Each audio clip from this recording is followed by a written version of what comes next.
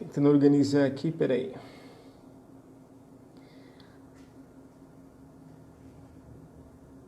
Tá. Vou chamar então aqui.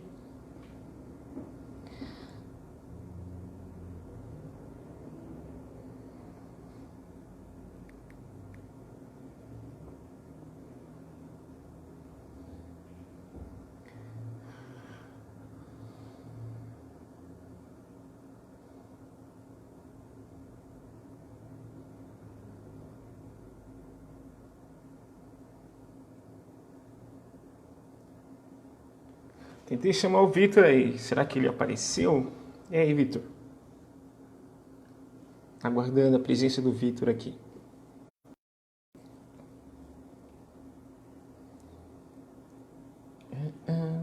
Iniciar a transmissão. Guardar um pouquinho mais aí. Convidar. E aí, Vitor, tá? Cadê a página pra gente aparecer aí? Ah, eu tô te chamando aí, você vai aparecer, vê o convite aí. Mandei um convite pra você. De novo, vai. Adicionar espectadores, tá.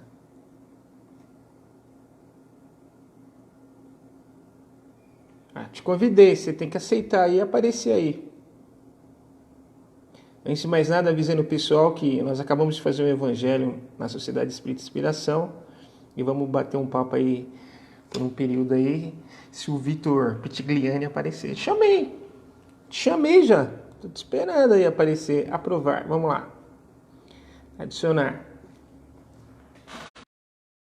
Adicionando, daqui a pouco o Vitor tá aí. Pessoal do SEI, tudo aí? Oi, Lilian, tudo bem? Eduardo. Vamos aparecendo aí. Opa, apareceu. Ô, cadê a camisa do SEI? Coloca a camisa do SEI, Rapaz, pessoal. Eu ia te eu mandar estava um recado hoje. mudando. Ia te mandar um recado hoje para colocar a camisa do SEI e falar assim, ó, você tá sabendo que a atividade da casa precisa estar com a camisa da casa, né? Isso é bacana falar porque existe um monte de regra em casa espírita. E cada casa espírita tem a sua identidade, né? A gente acabou de fazer um evangelho agora e saiu, como é que é o nome lá? Me ajuda aí. A propriedade, a verdadeira propriedade, né? O que nós vamos levar daqui quando a gente desencarnar. Antes de mais nada, quem está acompanhando essa live, que é uma live da Sociedade Espírita Inspiração, do qual nós somos trabalhadores da casa. Eu sou o Anderson, aquele meu amigo ali é o Vitor. A gente vai bater um papo aqui, porque é o seguinte: o que é uma casa espírita? Como é formada uma casa espírita? A casa espírita é formada por pessoas, e é o que faz a casa espírita ser bacana. Se todos os amigos que nos acompanham aqui pensar um pouquinho por que você frequenta determinada casa espírita, é óbvio que acho que a primeira resposta é pelos ensinamentos da própria doutrina espírita. E principalmente, e muita gente não sabe, né? Quando a gente na casa espírita, a gente acaba conhecendo o guia e modelo que na questão 625 do Livro dos Espíritos se apresenta para nós. É Jesus. Então, o primeiro passo na casa espírita é conhecer a doutrina espírita. Quando você conhece a doutrina espírita, você vai acabar descobrindo que Jesus é o guia e modelo. Olha que legal. Para aqueles que vêm de religiões cristãs e conhecem Jesus, fica até mais gostoso de entender. Eu mesmo venho de família cristã, então foi bacana conhecer isso. A minha experiência no Espiritismo conta já 3 décadas. Como casa espírita, são 25 anos. Tá tendo um barulhinho aí. É aí? É aí na sua casa, Vitor? Não, Eu acho que é uma moto, passou uma hein? É moto uma aqui, moto. talvez seja isso. Então vamos conhecer a casa espírita. Toda casa espírita, pelo menos a Sociedade Espírita Inspiração, busca ser a casa do caminho, que são o cristianismo das primeiras horas ali. Os homens do caminho eram os discípulos de Jesus, né? Em Jerusalém tinha um espaço que recebiam aqueles que não podiam, na época, chegar próximo do Cristo porque ele havia desencarnado, né? Havia sido assassinado. E imagina, né? Não é igual hoje, a gente dá uma notícia no WhatsApp, todo mundo está sabendo, todo mundo vem. Não era dessa forma. Acontecia as coisas e demorava um certo tempo. Imagina você sabendo que o Messias está na Terra, porque ouviu falar, o mau comentário, As pessoas chegavam até lá e o Messias não estava mais. Mas tinha os seus discípulos.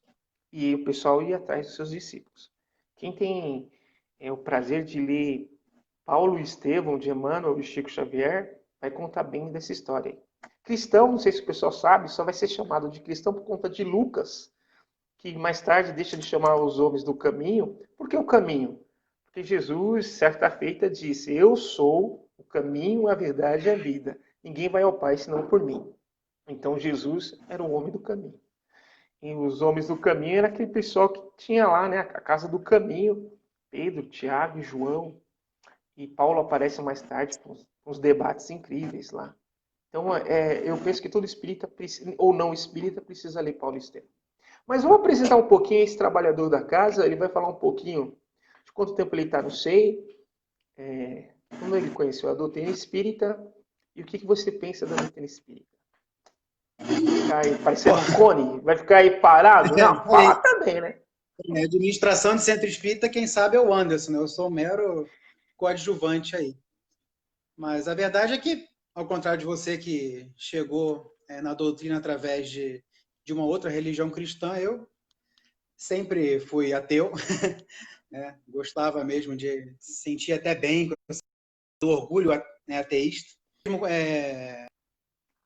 Levado a me interessar pela doutrina, quando eu li o Livro dos Espíritos, eu posso dizer que eu fui fisgado pela questão do bom senso, né, daquela coisa racional que tem mais a ver com o meu estilo. E aí, depois de anos frequentando o Irmão Samaritano, lá em Sulacap, no Rio de Janeiro, depois eu vim para cá ainda passei lá em Cotia, quando eu passei no concurso fui jogado lá em Cotia, eu fiquei no Atitude de Amor, que eu vi a Érica, que estava aqui no chat aqui embaixo, a gente se conheceu lá. E depois no Seja, né, aqui perto de casa, José de Aguiar, lá com o Kleber, a Luísa. E cheguei no SEI, acredito que não tem pouco mais de um ano, né, que a gente está lá na casa. E eu achei interessante essa coisa de o que faz as pessoas irem, né, buscarem tanto o espiritismo como uma outra religião. As pessoas costumam sentir alguma coisa, então coisa a ver com o sentimento. Então, ou é curiosidade, ou está sofrendo, ou está muito feliz, né? A gente sempre fala, você chegou através da dor ou chegou através do amor, né? Como é que você chegou até a casa espírita? E no tempo em que eu fiz o atendimento fraterno, né, tinha uma equipe lá no Seja, era eu, a Sandra, o Dido, o Kleber antigamente, a gente tinha o prazer de conversar com as pessoas que chegavam, né, numa casa pela primeira vez. E como você falou, até a proposta de falar sobre isso hoje, muitas pessoas não sabiam o que era, né, a doutrina espírita, não sabia qual era a função de um centro espírita, não entendia ao certo o que acontecia ali, né? Tinha muito misticismo envolvido, muito preconceito envolvido, muita falta de informação. E às vezes, assim, talvez a pessoa até sentisse um choque, às vezes até negativo, porque em todas as entrevistas, né, Oi. né, a gente não estava lá para fazer milagre, era uma ferramenta de apoio, de conhecimento. A gente falava da importância das palestras, mas tem algumas pessoas ainda hoje, até que se diz, não, eu sou espírita, que elas acreditam que vão encontrar na casa uma coisa milagrosa, porque acreditam que tem... Eu lembro do Eduardo Zamperetti, lá do Seja, nos cursos, ele falava que quando ele se interessou pelo espiritismo, ele achou que ia ver fantasma voando na casa, ia ser um espetáculo, e aí a palestra, falar sobre o evangelho, aquela coisa da reforma íntima, aquela coisa difícil, e as pessoas aos poucos vão entendendo que não é, né, o que ela achou, né, que era. Eu estava vendo outro dia no censo, né, as religiões no IBGE em 2017, né, um crescimento Opa. acentuado O áudio tá... do... Seu Oi? áudio tá indo e vindo. Eu não sei se o pessoal tá sentindo o mesmo que eu. Às vezes você dá uma parada de falar, mas Eu não continua sei se aí. é por causa do O fone. censo, Bom, sim, o censo, eu estava vendo no só para... censo essa coisa do conhecimento das religiões, né? Então, tinha até uma explicação a uma queda do catolicismo e uma guinada do protestantismo, dos evangélicos e dos espíritas também, em razão da falta de capilaridade que a Igreja Católica tinha nos grandes interiores, né? Nas áreas mais pobres. E aí o centro espírita e as igrejas evangélicas costumam ter essa facilidade de poder não estar com uma direção, né, uma direção hierárquica muito firme. E aí isso seria uma das explicações do espiritismo, né, e o protestantismo terem subido nas últimas décadas como uma opção de procura, né, religiosa. Mas, em resumo, o que eu aprendi muito lá no Seja, durante esse atendimento fraterno, é isso. As pessoas chegam na casa espírita achando que é uma coisa e depois elas percebem que não é aquilo. Que é estudo, que é melhora, que é reforma íntima. Para trabalhador, então, essa parte dos desafios que os trabalhadores da casa enfrentam, eu deixo até, passo a bola para você, que você conhece bem mais que eu desses desafios. Eu venho de uma casa espírita. A primeira casa espírita que eu entrei foi mais para conhecer, que eu não sabia. Eu era espírita de estudo só. Eu conhecia a codificação antes de entrar na casa espírita. Então imagina também uma coisa que eu preciso falar aqui, que eu acho que talvez nunca tenha falado. Eu entrei na casa espírita imaginando que eu tinha encontrado o céu. Porque, pelo que eu lia, era uma coisa de gente que tinha entendido tudo, sabe? Eu não via a hora de entrar. O primeiro choque meu de entrar num grupo assim, porque eu fui levado por um amigo, que é o Cristiano Siriaco, que hoje é católico, tem uma comunidade católica, aquele que me levou no centro espírita.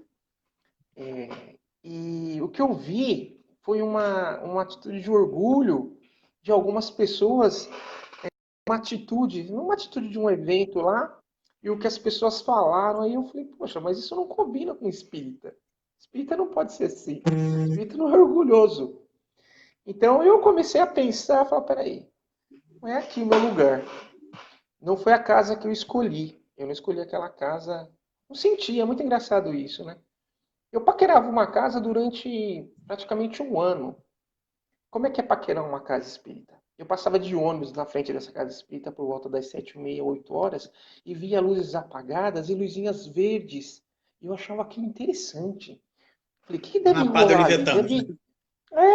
Deve rolar ali uma psicografia, deve rolar alguma coisa. Mas eu era um cara muito atarefado na época e não tinha tempo. É uma outra coisa que a gente fala, né? Ah, quando eu estiver mais sossegado eu vou. Eu lembro que uma terça-feira, no 17 de janeiro de 1995, eu não tinha nada que fazer. Eu falei, putz, desci ali no metrô Vila Matilde e falei, acho que eu vou naquela casa ali, vou subir. E fui àquela casa espírita, já conhecendo o que era espiritismo. E uma das coisas que mais me encantou naquela casa era a forma que os trabalhadores que tinham uma camiseta branca e uma pompinha, um sol, assim, eles se abraçavam. Chegava a trabalhar, estavam chegando, né? E aquele abraço, eu nunca vi em outro lugar abraços tão calorosos, tão de uma amizade, uma energia muito louca ali. E eu decidi que aquela seria a casa que eu queria se tornar trabalhador. A gente, quando aprende a ser trabalhador espírita, a gente aprende uma das lições mais importantes do espírita de verdade. Ele vai falar assim: espíritas, amai-vos, eis o primeiro ensinamento. E instruí-vos, eis o segundo. Então a casa espírita é aquela que te oferece primeiro o acolhimento, o amor, o receber do jeito que você está. Aquilo que você acabou de falar, as pessoas vão por N motivos na casa espírita que a gente desconhece. Muitos, por desconhecerem, vão no desespero, vão por problemas afetivos, vão por problemas emocionais, vão por problemas financeiros, vão por problemas de doenças incuráveis, vão por diversas maneiras na casa espírita em busca do quê? Da cura, de tirar aquele mal deles. E eles pensam realmente que vão ver espírito, vão ver alguma coisa fora do normal, que seria sobrenatural. E nós, quando estudamos a doutrina espírita, começamos a aprender que tudo é natural. Por isso tem gente que fala, nossa, esse espírita aqui é fraco. Ficar estudando Evangelho, estudando Allan Kardec. Eu quero resolver meu problema. E eu já vi isso acontecer. Então, a gente começa, eu falo que a casa espírita oferece você para você mesmo. A casa espírita vai fazer você olhar para você, não para o outro. Porque até então nós olhamos para todo mundo. Naquela ideia de julgamento, né? Olhamos para todo mundo e esquecemos de olhar para nós. A casa espírita, questão 919, vai falar para você conhecer você mesmo. E aí começa todo o problema. Porque a gente traz os nossos vícios de outros lugares, de onde nós éramos e como somos. E aí que tem aquela tal de reforma íntima, modificarmos. E a casa espírita te auxilia. Quando você se propõe a mudar de verdade, O grupo espírita vai ajudar você a se encontrar. A Sociedade Espírita de Inspiração é um grupo pequeno. A gente tem 15 pessoas no nosso grupo. A casa lá está aberta, às segundas-feiras, de porta aberta para quem quiser adentrar. Mas poucos ficam na fileira do Espiritismo.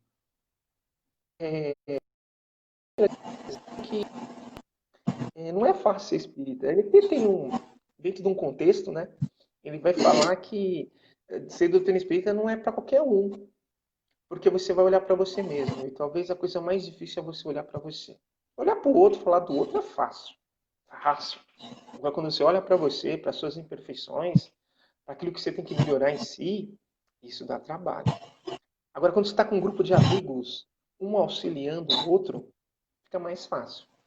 Você sozinho pode ir até um determinado lugar, mas com várias pessoas você pode ir muito, muito mais longe. E isso que eu acho que é bacana, isso que, como Casa Espírita, nós buscamos fazer. Tentar entender, estudar a doutrina espírita para nos melhorarmos. Porque a gente vai numa casa espírita para se sentir bem. Você vai numa casa espírita com um monte de problema, um monte de dificuldade, que você quer ficar lá? Você não vai querer ficar lá. Agora, quando você está lá para resolver, todo dia tem um aprendizado. E estudando, e você sabe disso, estuda Kardec que você vai ficar maravilhado com um monte de coisa. E a gente tem a mania humana de quando a gente começa a aprender as coisas, a gente quer passar para todo mundo. Mas nem todo mundo está preparado para ouvir. Não sei se você encontra isso no seu caminho. De repente você lê um livro, você ficou empolgado com o livro, você quer contar para todo mundo e não encontra eco. Como é que você se sente numa situação dessa? Ping-pong. Essa aí eu joguei para você falar. Não tá ouvindo, né? Não tá ouvindo, tirou o fone para não ouvir. Não, tirei o fone porque eu Então, achei que o Bluetooth estava dando essa interferência. Aí eu tirei o tá. fone para ver se ficava melhor. Então, mas entendeu o que eu falei? De repente você tá. Às vezes eu fico encantado com as coisas que eu li sobre Allan Kardec, coisas que a doutrina passa batido, a gente não tem tempo de estudar. De repente você pega um livro lá, estuda, ou uma obra de Chico Xavier, por exemplo, e fica empolgado com aquilo. Aí você quer passar para todo mundo e nem todo mundo está afim de ouvir. Principalmente na casa espírita. Ah, cara. Quando você reencontra essa turma que está afim de estudar, está afim de modificar, nós estamos passando num processo muito complicado. Mas quando a gente vai conhecer a doutrina espírita, sabe que não é mais. A dor é imensa nessa transformação, nessa transição. Mas a gente tem entendimento. Não sei se você já ouviu falar, espírito conformado se conforma com tudo. Já ouviu essa frase? Ah, vocês são tudo conformadinho. Não é conformado, é resignação. Né? Entendeu o que significa, primeiro, resignação. Que as pessoas também não sabem. Aquela frase do Eu Espírito, né? tenho. Só o melhor me acontece. Aí o pessoal se assusta com aquilo. Se assusta porque fala, nossa, o Espírito, ele conta uma história que ele estava com o braço quebrado quando alguém da família dele foi lá e leu aqui e falou, rapaz, você fala isso aqui, ó, mas como é que tá aqui, ó? Tudo quebrado e tal. Só melhor não acontece.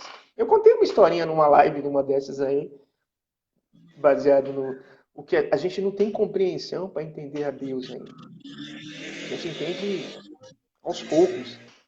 Mas quando a gente começa a perceber que você tem que estar num ambiente, que o ambiente tem que te dar amor, por que a gente se reúne toda segunda-feira das 8 às 9h30? Né? Das 8 às 9h30, das 20 às 21h30? Porque a gente não é só pelo estudo, é pela parceria, é pelo olhar, pelo abraço. Eu não sei como é que vai ser agora, depois da pandemia, para uma casa que abraça pra caramba, com um monte de orientações de não fazê-lo. Eu não sei como nós vamos passar por isso. Mas eu sei que irá ter grandes transformações e muita busca nas casas espíritas por tudo isso que está acontecendo. Eu não sei como é que você enxerga e vê essas coisas aí. O que você tem visto aí, o que você tem pensado?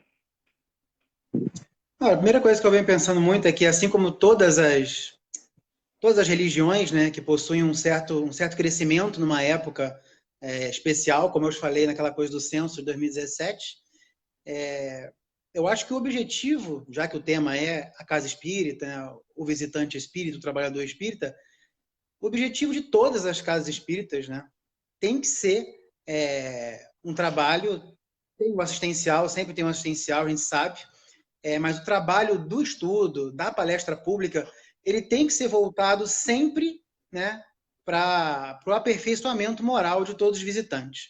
Por que eu falo isso? Porque, assim como também muitas casas espíritas, né, apareceram nas últimas décadas no Brasil, às vezes há uma preocupação desnecessária com uma série de fatos e questões que são alimentados pela curiosidade. Então, o que adianta você ficar indo atrás de fazer uma discussão numa casa espírita, para saber quem era Chico Xavier em outra encarnação?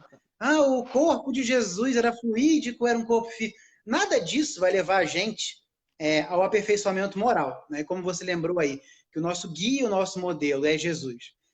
Todos nós nos reconhecemos como espíritos que têm várias dificuldades. O nosso objetivo maior é diminuir as nossas imperfeições para diminuir os nossos sofrimentos, né?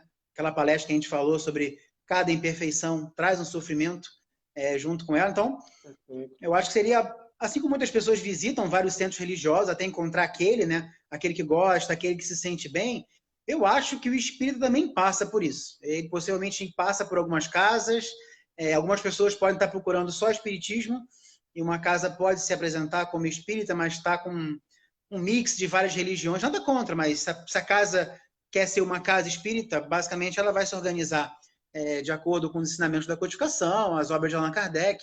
E às vezes você vê umas casas espíritas que tem de tudo, né? Um mix, uma mistura de misticismo, com oração, com coisa material, é muita coisa. Então, eu acho que o foco principal de uma casa é ela oferecer para o visitante oportunidades de estudar o Evangelho nas palestras que esclarecem, né? Para consolar as pessoas que chegam até lá, explicando qual o papel delas no sofrimento e qual o papel do sofrimento na vida delas, porque eu acredito que mais da metade das pessoas que chegam ao centro espírita chegam por questões de dor, de sofrimento ou desenganos, né, de terem passado em todos os lugares e acreditam que lá possa ter alguma coisa que a ajude. Então, a casa tem que oferecer instrução, né, porque visitante numa casa espírita sem a oportunidade de estudar, de aprender, assim como o próprio trabalhador, né, causa alguns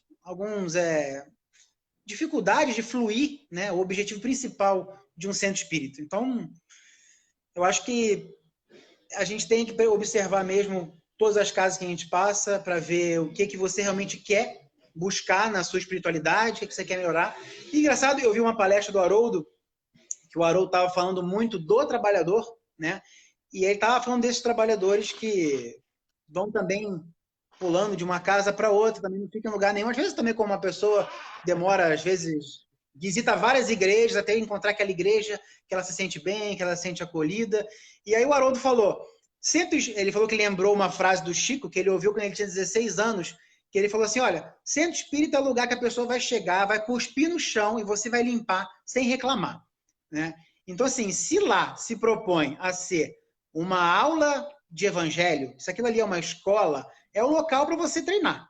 Então ele fala, possivelmente você vai encontrar, às vezes, como frequentador ou como trabalhador de uma casa espírita, antigos desafetos, pessoas que você feriu no passado, pessoas que foram feridas por você. Então, não vai haver, por ser uma escola de aprendizado, de melhora, a gente não pode esperar que sejam tudo, para o trabalhador, no caso, né, aquela coisa de flores. E aí o Haroldo traça um limite. Ele fala assim, se a gente for sair das casas ou dos centros religiosos onde tem alguma dificuldade, algum conflito, a gente não vai ficar em nenhuma. O Haroldo disse, não vai ficar em nenhuma. Ele falou assim, eu até entendo quando você saia de uma casa espírita ou de um centro religioso, quando ultrapassa os limites da ética ou moral, ou quando a casa, por exemplo, uma casa que se propõe a ser espírita, deixa de ser espírita. Começa a ser uma casa mística, fazendo um monte de coisa que não é espiritismo. Então a pessoa está livre para sair. Então, se a gente sai, às vezes, das casas porque a gente tem conflito com alguém, dificuldade de relacionamento, o Haroldo fala que isso é fugir à prova. Porque ele fala que dentro do centro espírita, esses conflitos, às vezes, essas dificuldades, eles são em nível menor, treinando você para ambientes mais hostis, que pode ser o trabalho, pode ser uma família, né, com muita dificuldade. E aí, até eu me vi isso, né, porque eu já passei realmente por algumas casas, eu pensei, pô, será que eu também não estou nessa? Será que eu também não estou fugindo assim, que há uma dificuldade, eu não estou caindo fora? Porque se eu quiser a igreja perfeita, o centro perfeito, dificilmente isso vai acontecer agora, né? Isso não vai acontecer em razão dos N desafios de pessoas diferentes. Perfeito. Eu lembro você fez me lembrar de de uma história própria vivida comigo. Eu vim de uma casa espírita numa época, as pessoas do Laços Eternos que me acompanham aqui vai saber, a gente teve uma época de muita dificuldade para nós. O que é mais legal, eu tenho um amigo, acho que você conhece ele, o Silvio Luiz Lemos, estava conversando com o Silvio. O Silvio é dirigente lá da Casa Joaquim Alves, a casa do Jô, lá na Vila Tucuruvi, com os amigos, eles montaram uma casa lá. Eu acho que é engraçado que essa turma que saiu do Laços Eternos, da turma de 95 e 96, grande maioria deles, dos alunos lá do COEM, que é o curso de orientação e educação mediúnica, ou são dirigentes da casa espírita, ou estão trabalhando ali firmemente tipo, perto disso. Laços Eternos nos deu uma sensação de gestão, que você fala, né, de organização muito grande. E isso é uma experiência lá, mas só a gente sabe o que a gente viveu naquela época ali, com as suas próprias dificuldades que a casa espírita oferece. E muito bem você falou, porque na época eu me pegava no Chico Xavier. Porque a referência de espírita para nós é Chico Xavier. E o Chico, quando tinha a maioria dos seus problemas, ele acalmava. Calma, vamos seguir em frente, porque é o trabalho que importa. É o amor. O amor é isso. E a gente olhava aquelas situações difíceis, né? Mas não chegou a faltar caética, né? Se chegasse aí... Eu lembro que um amigo, e eu vou falar o nome dele aqui, o Beto Bittencourt, lá de São Carlos, espírita, tem um programa de uma rádio lá em São Carlos, há 15 anos no ar, na Clube. Até fiz uma palestra esses dias. Eu vou até indicar você fazer uma palestra lá com ele. O Beto falou assim para mim, a coisa que eu mais admiro são os trabalhadores do Centro Espírita Laços Eternos.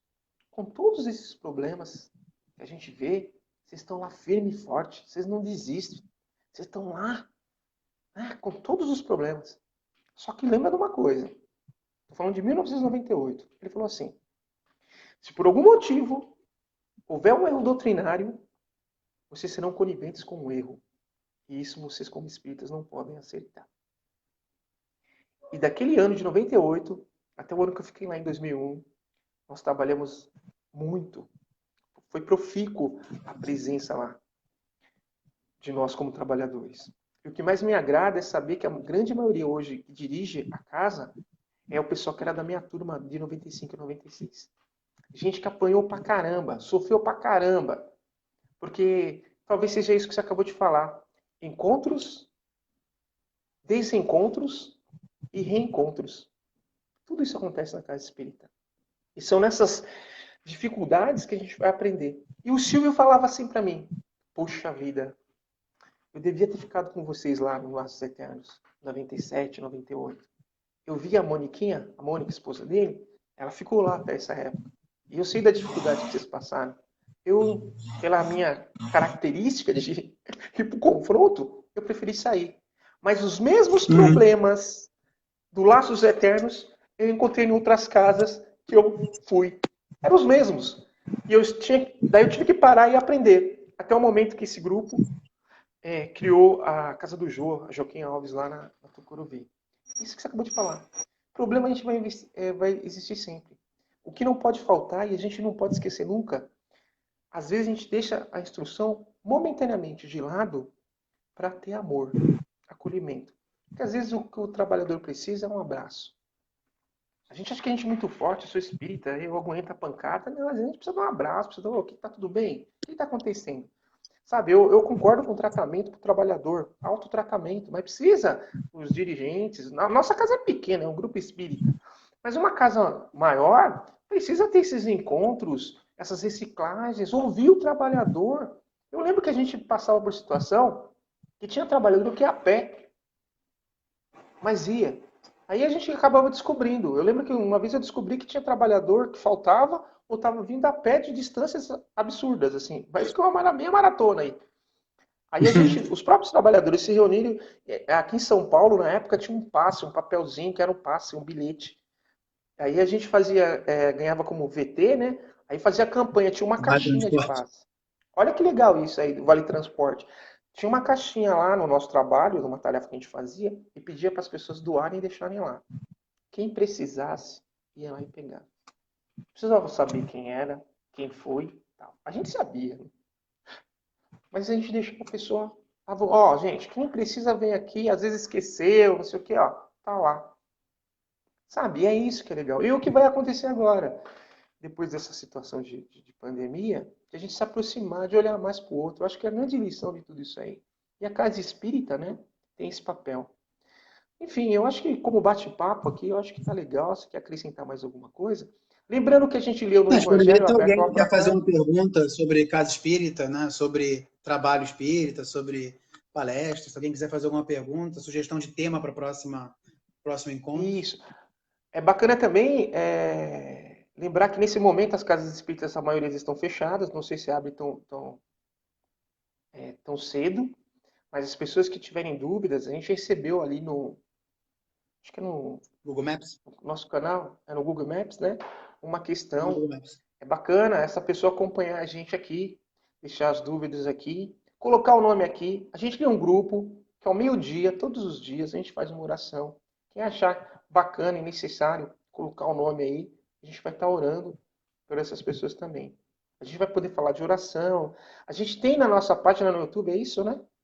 Alguns temas que a gente já abordou. Tem um curso básico de Espiritismo lá que a gente fala da Tem um oração, curso fala de básico de orações. Espiritismo lá no canal, aquele Uhum, curso que você deu, e tem todas as palestras que a gente fez dentro da tem. quarentena, né? Que estava sendo live sua, a minha e a do Beto no YouTube. Uhum, E tem bacana. também o grupo Ide Pregai, que é aquele grupo de palestrantes que você criou, com palestras de Uhum. outras casas lá no canal do YouTube também.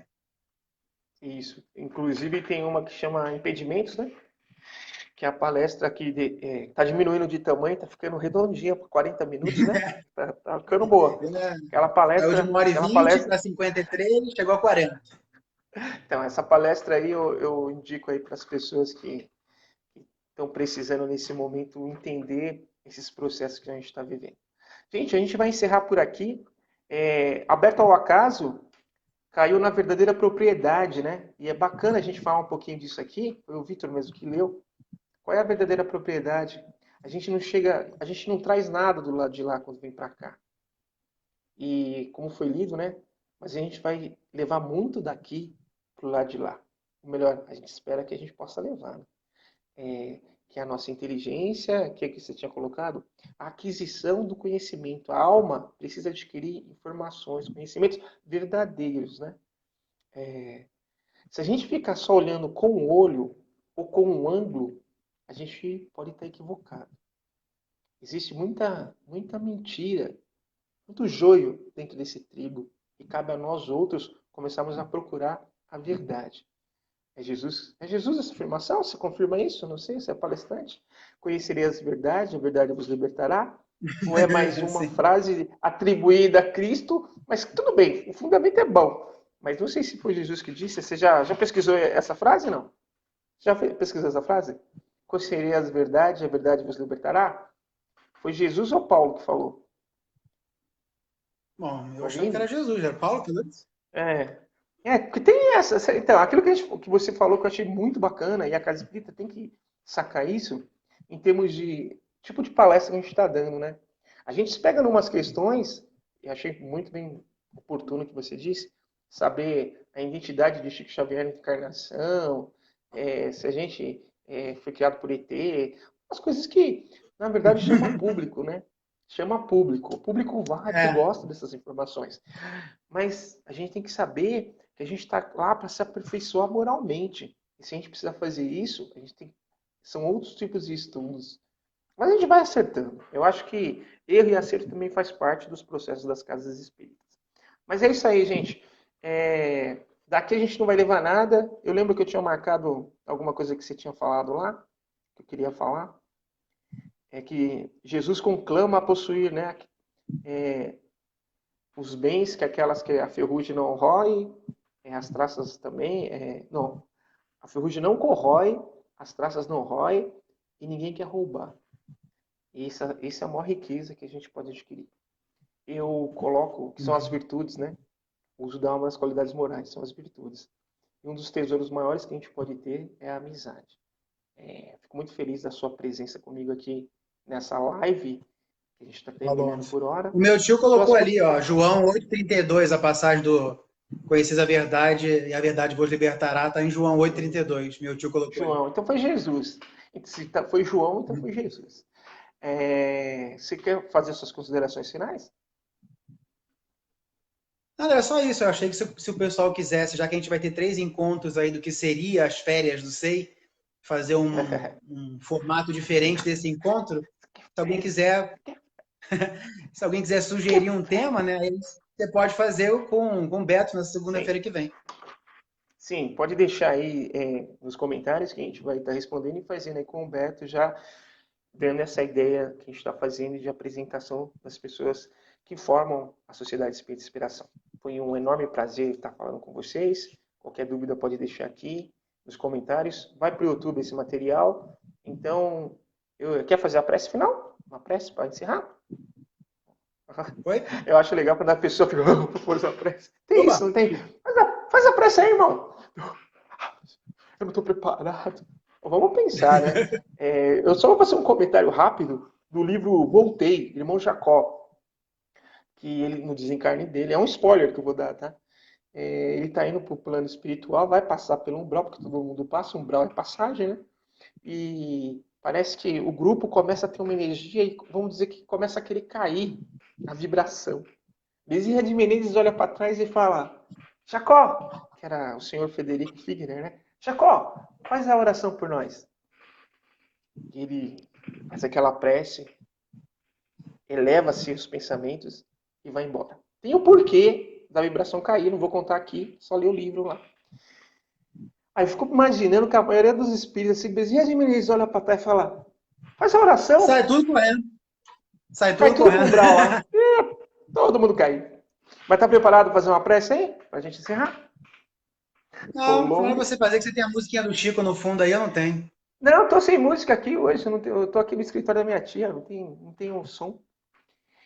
Faz a música, põe a musiquinha aí que eu faço. Tem como pôr a musiquinha aí rápido? Não, não tem também, né? Então vamos lá. Não. A prece não tem segredo. A prece é elevação de pensamento. Quando de coração ligamos buscando inspiração, para que do alto venha e que possamos tocar o coração daqueles que nos ouvem, na certeza de que já está em comunhão quando estamos em pensamentos elevados e falando com emoção. Que possa essa energia bendita envolver todos os que estão nos ouvindo nesse instante ou ouvirão depois. Na certeza que Jesus nos mostra sempre o caminho. Cabe a cada um de nós persegui-lo. E é isso que iremos fazer. Aonde quer que você esteja, sinta a presença do Pai, da espiritualidade amiga e do próprio Jesus. Porque Jesus foi claro: onde houvesse 12 ou mais em meu nome, lá estaria.